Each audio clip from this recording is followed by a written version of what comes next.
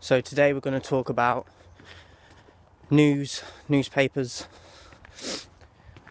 maybe a bit of social media. We'll see what happens. But so a majority of people in the world suffer from some sort of mental illness, whether they want to admit it or not. So I'm just going to talk in the UK, but from my perspective. So a lot of people, as I said, they've got a negative way of thinking, their attitudes, their body language, their speech. I ask yourself, what does a lot of people do when they get up for the first thing in the morning? I know a lot of them, first thing they do is watch the news. Now, when you watch the news, it's usually on for like half an hour in most places, sometimes an hour, depending on what channel you watch. Sometimes it's 24 hours, depending on what channels you watch. When you watch it, think there's probably, I'd say, 98%, 99% that's negative. You'll have the odd story that's like a positive story. But the news cannot sell without being negative, because people like to just watch other people's misery. It's a stupid, sad thing, but it's a fact. So you can't do that for most of your life and then wonder why you're depressed. Because you're getting programmed every day to start your day as well. This is the first thing you're doing. That then creates a shit day for you, because you're watching something that is going to make you sad or angry or a negative emotion from whatever stories you're watching on the news, and then you're going to your job already in a bad state, bad mindset, bad mood. So you can't have it both ways. You can't be watching that shit and then go out and be skipping down the road and be like, "Hi everyone, how are you doing?" Well, yeah, I feel great. Because you're already in a mindset that you've just watched something and that sticks with you, consciously or subconsciously. So if you want to change your mindset and you feel different, you gotta unplug from the media. People use newspapers. Again, the majority of the newspapers sell off of someone's misery or just something negative.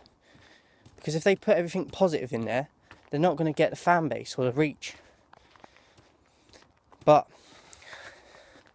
this is just, I'm trying to help people here. If you want to feel better and not have such negative thoughts all the time, you got to unplug from this shit. I don't watch the news anymore because it's fucking negative and shit and depressing. But the majority of people around me still watch it. Some people, it's their favourite thing they do. I've been at work, I'll go on lunch, and they're watching it in the canteen. And these are people that are miserable, that I work with, so I know what they're like, I know what their personalities are like, and they're shit. But then they're watching that shit in the canteen. This is why people don't progress. This is why people are so miserable. And this is just one small little fraction of what the system does.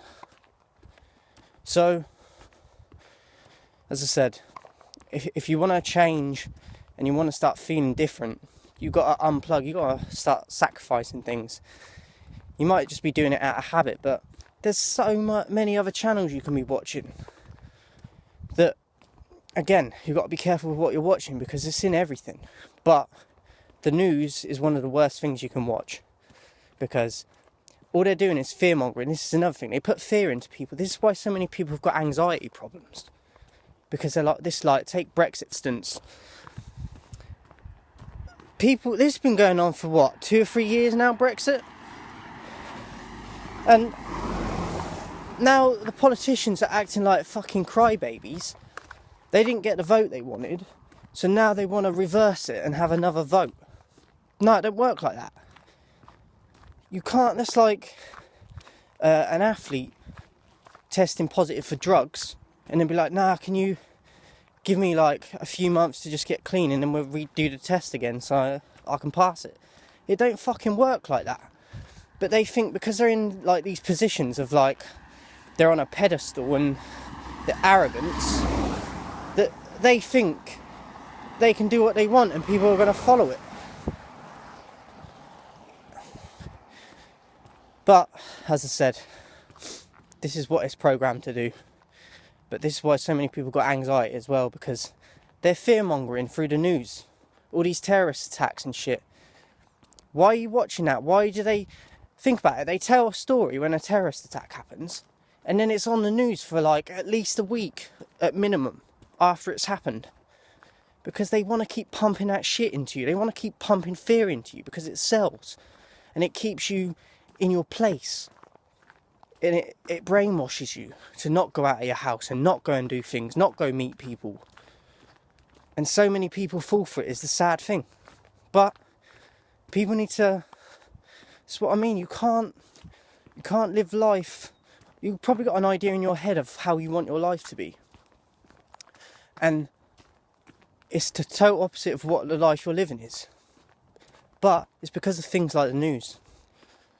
What you're reading, what you're consuming, what you're hearing. And